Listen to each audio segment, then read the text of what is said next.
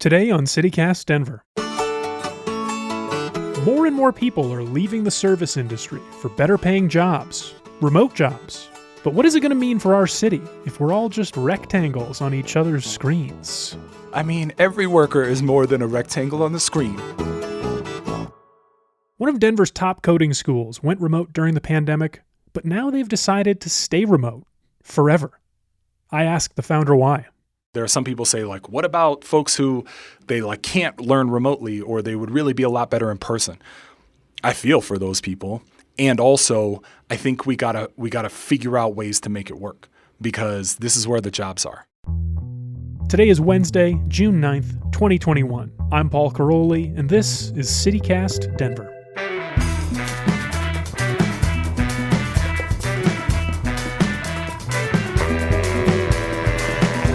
And here is the news. It's going to be another hot, sunny day with highs in the low 90s. There are no tornadoes in the forecast, which I don't normally have to say, but after what happened earlier this week in Weld County, maybe it's nice to know.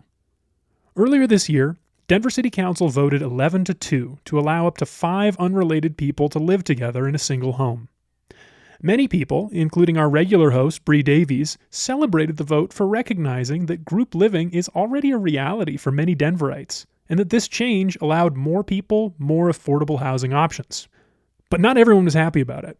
In the 2 years it took the city to design the new policy, some Denverites came together as a group called Safe and Sound Denver to oppose any changes to the group living ordinance. They basically said it would harm neighborhoods. And they're still energized, apparently.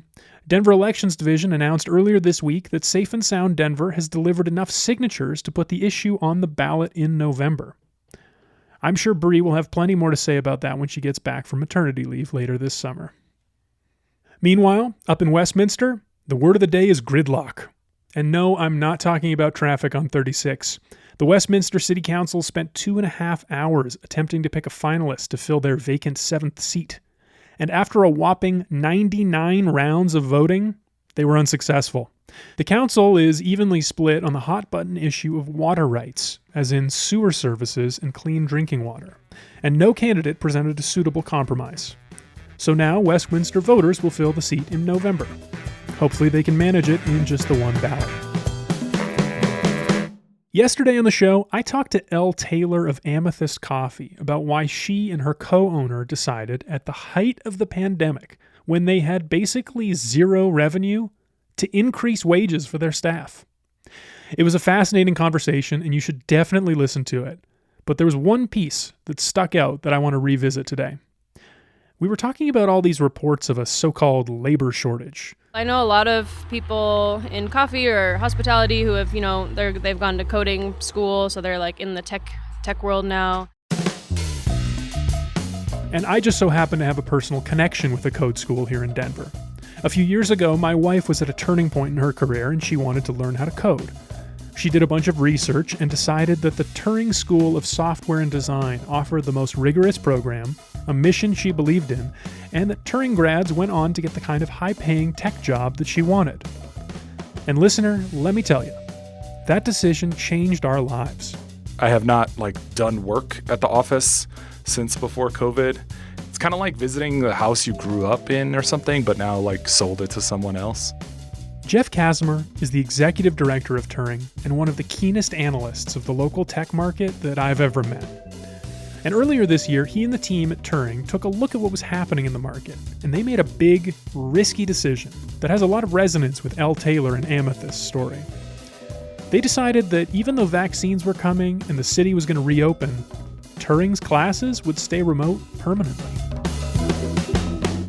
Yesterday, I talked to the owner of a coffee shop about the so-called labor shortage in the service industry, and she said that a lot of people who used to work those jobs are leaving for code schools like Turing. So, Jeff, I'd love to start by hearing an overview of what Turing is, but maybe you could explain it in terms of how a former service industry professional might interact with your school. Yeah. About 10 years ago, was in touch with a friend, and we started talking about this idea of if you had smart, hardworking people who didn't know anything about programming, could you teach them to be professional software developers in a really short period of time? And our hypothesis was yes, and been running it ever since. Folks are often somewhere in the age range of like 25 to 35, and they've been working in some jobs and are starting to realize like this job doesn't have a trajectory that I'm excited about for my whole life. So how can I get into a career? And then they commit to working, we call it super full-time, so doing those like 60, 70, 80-hour weeks for a period of about 7 months. And then they learn all the things you need to be a modern like web software developer, and then graduate and go get jobs. One of the things that I really wanted to talk to you about was earlier this year, you all at Turing made the decision to take this school remote indefinitely, not just for the pandemic. Why? Yeah. It was a hard decision. Well, obviously we had to move online. It was completely unreasonable to consider any situation of bringing, 200 plus students a day together into this windowless basement. That's like COVID worst case scenario. So we had to go. Right. We had to go remote. And then during really the next 9 months, the question was, when are we going to go back in person? It's not a if, but it's a when. And it was only in about August where we started kind of jokingly asking the question, are we sure we should go back?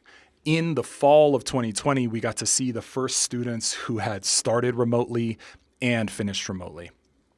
And when you looked at that data, their success rate was really high. In fact, in late 2020, we had the highest graduation rate we've ever had in 7 years. Wow. Couple that with the tech industry started recovering as soon as August of 2020.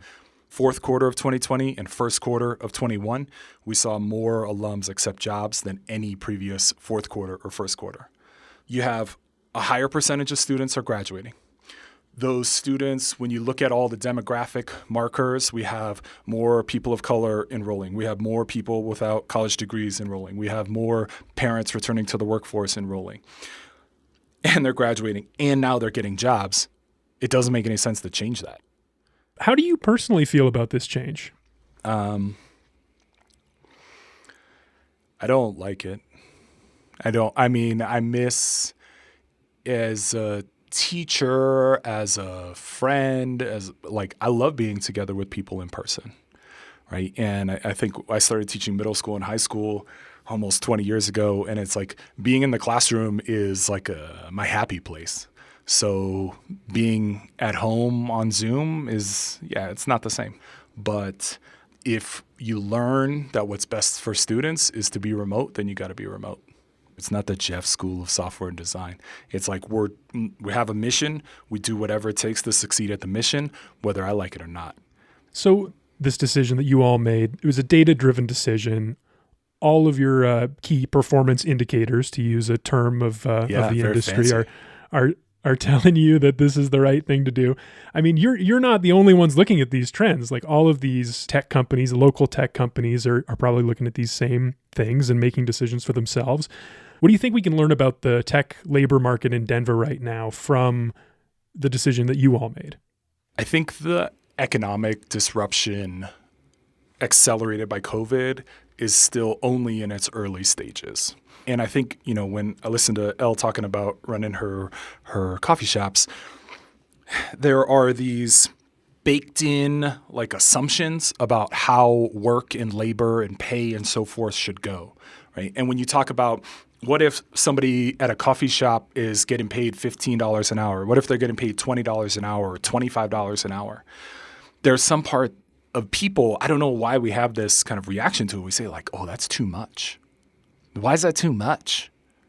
And I think there are a lot of aspects to how we understand or maybe don't understand, like economics and labor and so forth in markets that we're going to see play out over the next few months and years, where for me, remote work, in my eyes, I should say, remote work is a worker empowerment environment. Worker mobility leads to higher salaries. So I am of the belief that what benefits some workers benefits all workers. If you create a remote work environment where now somebody can live in Fort Collins or live in Pueblo or live in Telluride, anywhere around the state, and have a solid job, have really good pay in the tech industry. That's one person out of the local labor force and creates that much more demand for service jobs, for mid-tier jobs, whatever, what have you. So it's like tech is like this place of privilege, of course, and being in the tech industry it's just like, it's not easy, but man, it's sure close to it. Like a lot of things are easy about being a tech worker. And by creating those pathways for people, for putting people onto those kinds of trajectories, it's better for people in their lives, for their families, for their kids and their parents. And then there's also these network effects of, right, they're spending more money in their local economy.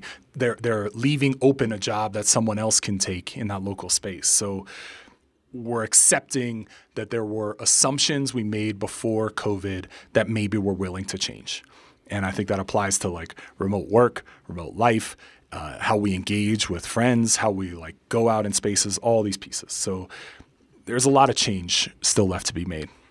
I'm totally with you. I find that very exciting, this moment of like challenging assumptions. But I want to go back to something you said earlier. I mean, we were talking about how going remote has made your program more accessible for people. We were talking about the hiring spree. How many of these jobs with these high-paying jobs really are there? Like, can this really lift everybody up? Can the market absorb droves and droves of people leaving the service industry to become coders? I think so. You know, the rule of thumb in tech is that the size of the industry doubles every 5 years. And when we look at Denver, you know, back when I started teaching here in 2013, Denver tech was not much of a thing. There were a couple tech companies in the city. There were a few more in the DTC, but really Denver was like the little sibling to Boulder. All the real tech was in Boulder. And now over these last 8 years, Denver has really grown up as a tech place, tech workforce. And there are opportunities for workers right here, companies elsewhere. Like one of my staff members just got a job with Apple, and it's like Apple didn't really hire remotely before COVID. Now they do. Obviously, I'm not saying like I want no one to work in the service industry, but if people want a different path, there are more paths out there. Well, here's what I'm worried about, though, because and this is something I hear from peers all the time, is in that same period you were just talking about where the Denver tech industry exploded, you know, that's also the same period in which Denver got a lot more expensive for people, a lot harder to live. So all of these people who are getting these jobs at Apple, working remotely, that's a lot of people who can buy $7 lattes, but what about everybody else? How do you think, are you worried about how this is going to change our city? Yeah, and I am... Economic change always has pressures and victims, right? And so I hate to see people who grew up in a neighborhood, whose families have been in a neighborhood, feel like that neighborhood's no longer accessible to them. And so I think everyone should be concerned about that. Yes, the city it's real estate is obviously tremendously expensive right now. Buying a home, buying a condo or whatever in Denver is next to impossible at the moment. I think you look at consumables, food and coffee and so forth, all those things are getting more expensive. But I think the ideas of remote work allow for decentralized place, right? And so how do you really create and reinforce small communities that don't have to be in downtown?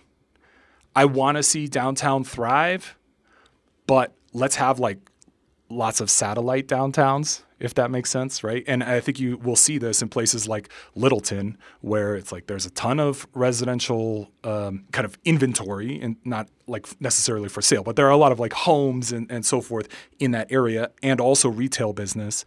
And it's like, well, we can just do our living and our consuming here, and our work can be from home. That's at least a really interesting model that historically hasn't existed in America. Like historically, you have to commute into the city, right, to do your high-pay work and then come back out to the suburbs. Now maybe we can create place in a much more spread out geographic way. Yeah, and just think about the city in a different way, like you were saying earlier, and that can be exciting, and maybe scary for some. Totally. And yeah, it's not without downside, right? And you hear these stories of mountain towns and so forth worrying about what does it mean to have this influx of new people and new money? What does it mean to like our small town culture and kind of what makes our town special and so forth? That's a legitimate concern. Can you find this middle path that allows for like decentralized growth and also honoring and preserving like the people and the cultures that were already in those places? And isn't that the question? Yeah. Which we don't have a good track record of, right? Like America, that's not what we do. So maybe this is an opportunity to try and do it a little differently. Jeff Kazimer, thanks so much for joining us on CityCast. Thanks for having me.